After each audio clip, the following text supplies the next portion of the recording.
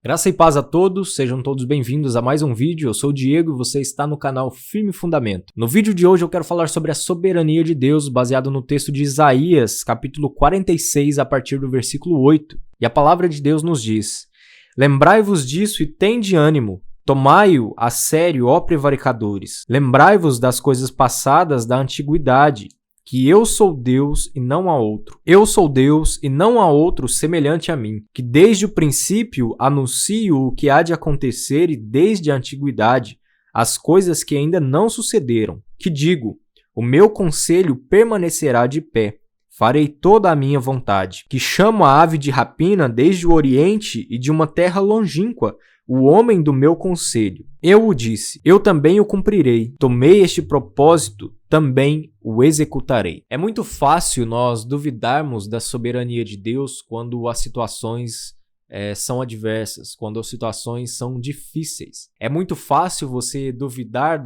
do poder de Deus, é muito fácil você duvidar da grandiosidade de Deus quando as situações não são muito favoráveis. E quando nós olhamos para toda a história, nós podemos perceber a maneira como Deus ele age em toda a história e na maneira como ele é soberano, como ele tem o controle, como ele tem o domínio de todas as coisas. Eu me lembro uma vez em um vídeo que eu assisti de um ateu que perguntou para um rabino onde estava Deus no Holocausto. E ele então, abrindo a Torá no livro de Deuteronômio, ele leu a passagem onde o próprio Senhor havia dito em que se o povo de Israel se afastasse dele, se o povo de Israel se afastasse da sua lei, dos seus preceitos, o Senhor levaria destruição para o povo. Se você ler o livro de Crônicas também, você vai perceber essa mesma realidade. Se você ler todo o Antigo Testamento, você vai perceber essa verdade que está fundamentando todo o Antigo Testamento. Deus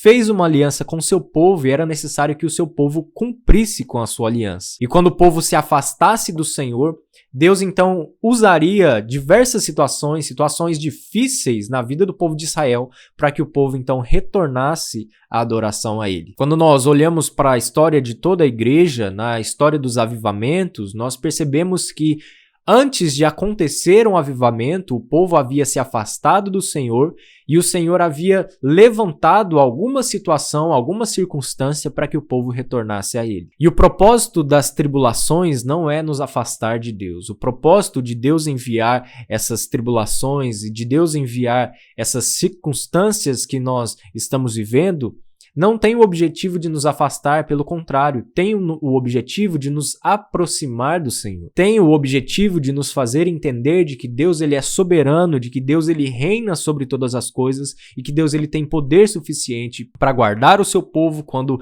é da sua vontade e também para fazer o seu povo perecer quando é necessário. John Piper recentemente disse que o clamor dele para o próprio Deus é que o Senhor nos livrasse dessa tribulação, assim como o próprio Senhor Jesus Cristo orou, dizendo: Pai, se possível, passa de mim esse cálice. Mas uma coisa que ele disse, que é de fato uma verdade, é que o Senhor Jesus Cristo, ele passou pelas tribulações, ele passou pela morte, ele passou pela cruz, e ele não merecia tudo aquilo. Porém, quando nós olhamos para o contexto onde nós estamos vivendo, nesses momentos de tribulação, de angústia, embora nós queremos e desejamos de Deus que essas tribulações passem, John Piper nos lembra que nós somos pecadores e que nós não merecemos nada vindo da parte de Deus. O que eu quero dizer com isso é que se Deus tem um propósito em todas essas circunstâncias, em fazer com que o seu povo se volte a Ele, nós devemos entender que a graça do Senhor está sobre nós, de que a soberania de Deus ainda está agindo